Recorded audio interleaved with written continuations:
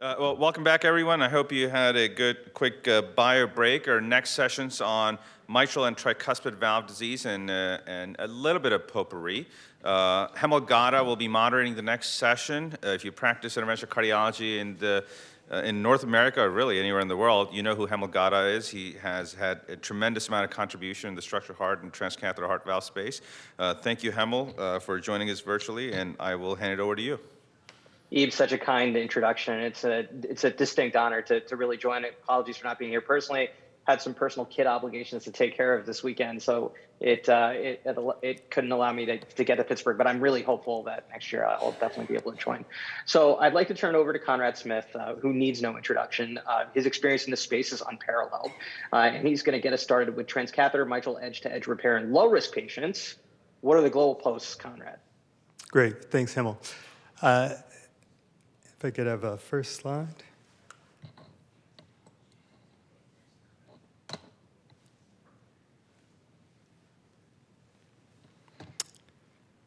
Great. So my task is to talk to you about TEER for primary mitral regurgitation versus surgical repair. What are the goalposts? So a little bit of context. MitraClip has been used for primary mitral regurgitation, and this is the 10-year anniversary of its FDA approval. And with that, since that time, there's been over 150,000 of these implants worldwide. There have been generational changes in the device. And like TAVR, the evolution and the safety and the efficacy of the device in this setting has really taken off. So much so that we are now thinking about extending the indications of use of this valve to lower risk patient populations. So what do we need to be able to do that? What are the safety, efficacy, and durability targets that will establish this as a reasonable alternative to surgical mitral valve repair? And are these targets within reach? And then if not, if we don't have that data now, what additional pieces of data are needed to make that a reality? So this all goes back to 2011 when Ted Feldman and the group, the Everest 2 group, published this landmark paper looking at transcatheter edge-to-edge repair with a MitraClip versus surgery. These were all surgical patients, 279 patients, randomized 2-to-1, the clip to the valve, and with an endpoint of being 12-month freedom from death, mitral valve surgery, or recurrent 3+ or more mitral regurgitation. And no question about it, surgery won hands down with respect to that primary endpoint. There was a significant reduction in that. It really was driven by the need for repeat surgery. More than 20% of the patients that had the clip performed ultimately needed to have a surgical repair moving forward. Interestingly, at 1 year, there was no difference in the mortality between the two groups, 6% in each group. But clearly, the valve, the clip did not perform as well as the surgery. In fact, 23% of the patients had severe mitral regurgitation at leaving the hospital. 10 of those 40 patients, it turns out to be, didn't even have a clip placed. So things that needed to happen with the valve for it to improve in its therapy. One of the interesting things that came from the trial was that we saw that the clip was safe, and it did reduce the regurgitation in a significant percentage of the patients. So it was clear that in a group of patients who were not surgical candidates, this was an alternative. And clearly, we know that as mitral regurgitation increases with patients increasing in age, and there are a large group of patients that were not qualified for surgery, there was a clear unmet need, and this was able to fill in part that need. So as we move forward, there have been changes over this last decade with respect to the MitraClip itself. Really 4 generational changes. Initially, we had just the classic clip, which the grippers did not even come down fully to come into contact with the arms. As we moved forward, they fixed that. They gave us larger clip sizes. They allowed us to open up one arm versus the other to really allow us to quite precisely in a very nuanced fashion treat more severe and complex types of disease outside of the range that we saw with the transcatheter edge-to-edge that was done in Everest, which was, as you can see here, really based on the A2-P2 portion. But we've gone well beyond that. We see now the A3-P3 we can do. We can even do multiple clips in different fashions and with interesting results. So moving forward, how has we've seen the generations have changed. How has this generational change affected our ability to get good results with the clip? Well, the EXPAND registry was a prospective multi-center registry that had echo core lab adjudication of all of the echoes, so really a high quality enrollment of patients. And this was just published recently this year by Saibal Kar and the EXPAND group, where they looked at over 1,000 patients that had primary and functional mitral regurgitation that were included with. This was the third generation of the clip that was reported in this data. And what they found was that in this this high-risk group of patients with STSs of 5.5, mean age of almost 80 years of age, that there was a significant improvement in the reduction of mitral regurgitation. When we look back at what we saw with the Everest trial, you see now that that less than 2+ mitral regurgitation, which we feel is our gold standard, was up to 96%, as opposed to the 80% that we saw with Everest. And that was durable out to 1 year, where 93% of the patients had that same reduction. And another interesting piece is that when we look at the more rigorous criteria, looking at less than or equal to 1+ mild mitral regurgitation, we see that 80% of those patients, over 80% of those patients, up to 1 year, were able to achieve that result. And data has shown that 1+ versus 2+, there is a little bit of a signal that that's going to give you somewhat greater durability. With this, we saw fairly low rates of mortality at 12.5% in this group of patients. And again, it's a very old group of patients, and we've seen a decrease in heart failure hospitalization as well. So again, going back and looking at Everest versus the EXPAND primary mitral regurgitation registry, and this is just those patients in the primary MR for the EXPAND registry, we see again those very high rates of success with respect to the achievement of those low rates of mitral regurgitation. And we see how that translates to a fall in the likelihood of mortality at 1 year. On the right side, you see the Everest data at 24%, the all-cause mortality.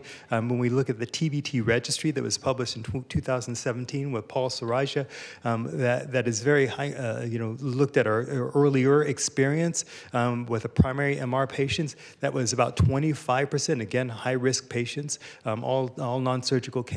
And that same group of patients, looking at them now with the EXPAND registry, it's been really nearly cut in half, that late mortality. So the experience with the clip, as well as the generational changes in the device, have led to significant improvements. Now, that's not all that's happened. Again, this was just the third generation of the clip. We know that there's a fourth generation of the clip, which has further enhanced our ability to treat these patients. We see that there's been an interval uptick in the success that we have in decreasing the mitral regurgitation. Here you see the EXPAND G4 registry, again, that last iteration where we have wider clips, both small and short, small and long clips with independent gripper arms.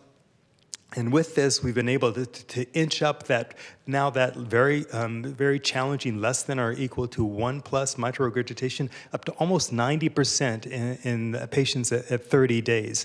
Compare that to the EXPAND registry, and that's again a significant uptick in that group of patients. So with this, and this was reported in last fall in TCT, we've seen further improvement of the patient's outcomes, and this looks at their 30-day mortality. You see it's down to extremely low rates of 1.3%. Again, these are all patients that were deemed high risk for surgery with STSs in the 4 to 5 range. So clearly a dramatic improvement over the last 10 years with respect to what we're able to do with the device. Now, how are we doing on the surgical side? Well, the surgeons do a fantastic job. We have great surgeons that are speaking in the audience today.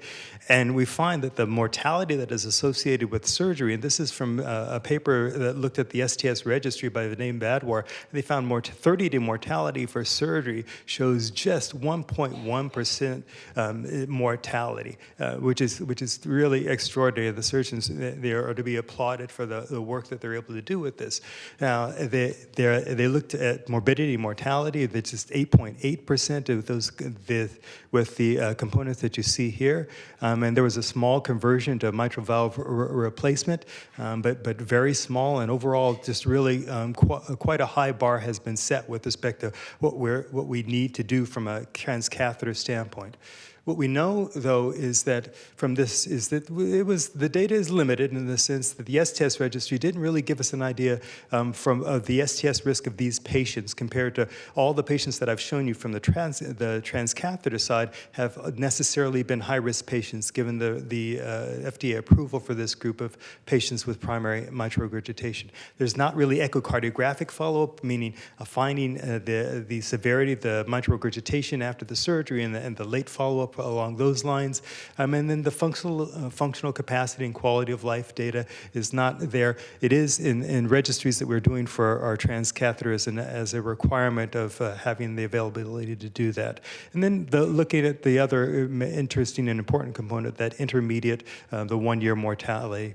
The STS ACC TVT registry does require all those components, and this is from Mike Mack in late 2021, excuse me, where we see that the median length of hospital stay was down from 3 days to just 1 day after a TEER procedure. Mortality continues to fall down to 4.6% at 30 days in 2019, and then we saw the functional class of those patients. These are very sick patients, with 82% of them being Class 3 or 4 New York Heart Association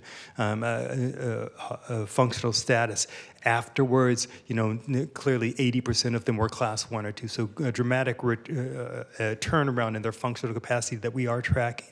And then the echocardiogram data that I've shown you with respect to the success of the reduction of the MR and without a significant increase in the mitral valve gradient.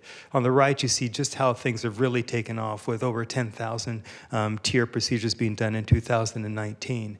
Now, looking specifically at the primary mitral regurgitation patients, this was data just out of the ACC, which I think is fantastic, by Raj Makkar and his group at Cedars-Sinai. And they looked at a subgroup of these patients, the PMR patients from the STS registry, 19,000 patients. They looked at the primary success as they defined it of less than 2 plus or less than or equal to 2 plus MR and a gradient of less than 10 millimeters of mercury. And their endpoint was in hospital, 30-day and 1-year death, heart failure, hospitalization, or mitral valve reintervention. Again, older group of patient, over 80, STS again higher, 4.5%, and then including patients, 10% of whom were on home oxygen and had heart failure hospitalization within the 2 weeks prior, 77%. So clearly a sick group of patients, but look at these mortality rates at 30 days, and you see just 2.66%, well below the STS prediction for them. The reintervention rates exceedingly low. Heart failure rates are low as well as all other stroke need for dialysis, all in the 1.5% range or less. What we know about the success rates that have occurred have improved over time from 2014 to 2022. We see that really over 90% success rate as defined by this study. We found that at post-discharge, the MR severity was less than 2 plus in over 95% of the patients, as well as that was durable out to 30 days. And even that very low, mild mitral regurgitation was fairly durable in 2/3 of the patients at 30 days. And how does that translate? They did something really nice in this study. They sort of looked at the ability to achieve that less than 2 plus mitral regurgitation and the ability to achieve less than 10 millimeters of mercury gradient and less than 5 millimeters of mercury gradient, mean gradient across the mitral valve. And they looked at how that affected the patient's outcomes from a heart failure standpoint at 1 year, intermediate results, and death at 1 year. And you can see there's a clear gradient, so that if we're able to achieve mild mitral regurgitation and with a low gradient, the likelihood of heart failure readmission at 1 year is only 6.2%, and mortality, again, a high-risk group of patients, down to 11.4%. So I think good intermediate data, and I think what this says is that we are on our way to being able to to challenge some of these less severe risk surgical risk patients. Now, it's not head-to-head data. These are different groups of patients. So what do we need? We need head-to-head data, and those things are happening. These are two trials that are currently ongoing.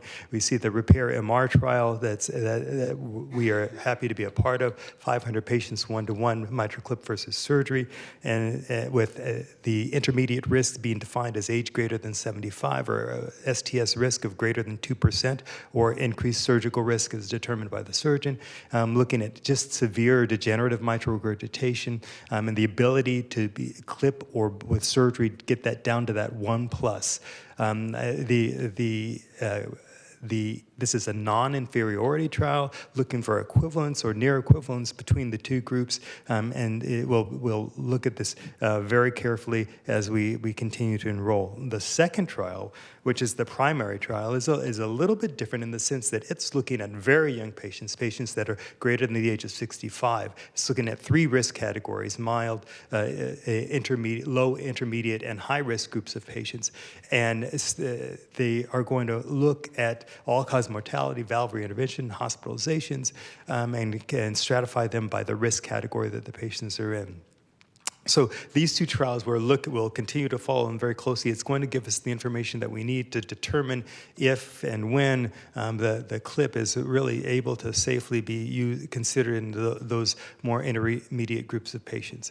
So in closing, I'll just say that severe primary mitral regurgitation is associated with poor clinical outcomes if it's untreated. That surgery does remain the standard of care, and for good reason. We saw those excellent surgical results that were out there, but as TEER improves, it may become an alternative to even in lower surgical risk patients. The data we have seen suggests that we're making progress. Ongoing clinical trials will help give us more definitive answers, but keeping in mind the residual MR that you're left with, the mitral valve grading and the durability of that residual MR are going to really define how these patients do, and it's going to be reflected in their longevity, their functional capacity, and their quality of life. So with that, I'll close. Thank you. Thanks, Conrad. Amazing, comprehensive talk.